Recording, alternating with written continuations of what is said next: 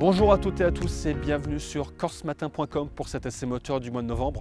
Nous sommes aujourd'hui sur la commune de Portillo pour tester ce véhicule, le Škoda Kamiq. C'est le tout dernier SUV urbain de la marque tchèque.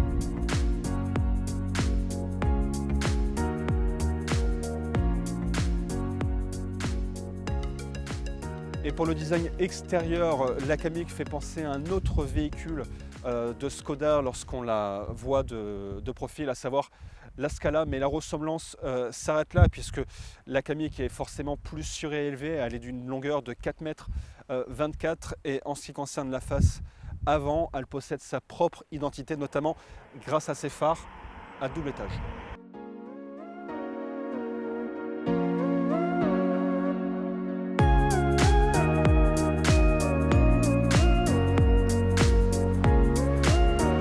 Et comme d'habitude avec Škoda, on a le droit à plusieurs accessoires sur ce Kamiq qui viennent véritablement faciliter la vie du conducteur. On a par exemple ces petits crochets dans le coffre ainsi que cette lampe amovible.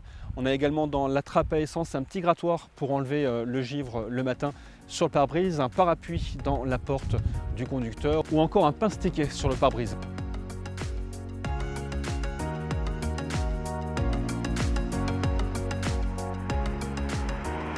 Et en ce qui concerne l'habitabilité, on a vraiment beaucoup de place à l'arrière, que ce soit au niveau de la tête ou des jambes. Le seul petit défaut qu'on pourra noter, c'est le confort de la sellerie pour la personne qui s'installera à l'arrière au milieu, puisque le siège est un petit peu dur, ce qui fait que ça pourrait être plutôt inconfortable pour les voyages un peu longs.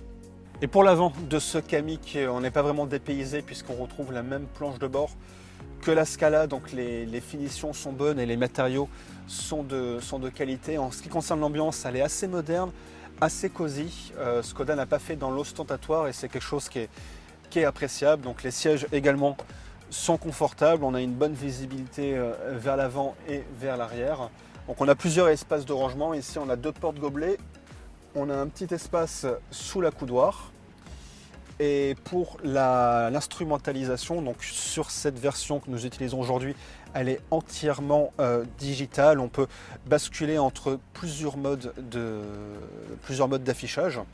Et pour l'écran tactile qui est situé donc au milieu de la planche de bord, qui sur cette version fait une taille de 9,2 pouces, il y a quelque chose qui est très appréciable par rapport à cet écran, c'est qu'il est extrêmement réactif aux commandes du conducteur.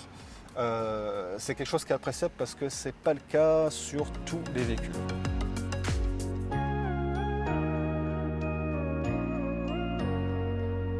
Donc au niveau de la conduite, on peut dire que ce Kamiq a un très bon comportement sur la route. La direction est assez vive, donc bon, il prend un petit peu de roulis dans les virages un petit peu serrés, mais c'est vraiment rien de méchant. Le modèle que nous utilisons aujourd'hui est équipé d'une boîte automatique de 7 rapports couplée à un moteur essence de 150 chevaux, donc clairement c'est pas un monstre de puissance, mais néanmoins cela se montre suffisant pour avoir assez de reprise dans les virages et dans les petites routes de montagne.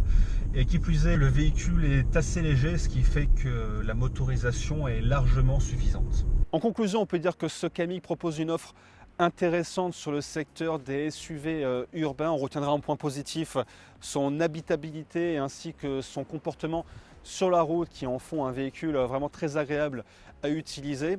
Et en ce qui concerne le tarif, la version que nous avons utilisée aujourd'hui qui est en finition style, équipée d'un moteur essence couplé à une boîte automatique de 7 rapports, est proposée au tarif de 29 280 €, tandis que l'entrée de gamme équipée d'un moteur essence de 5 rapports avec une boîte manuelle est proposée au tarif de 19 870 €.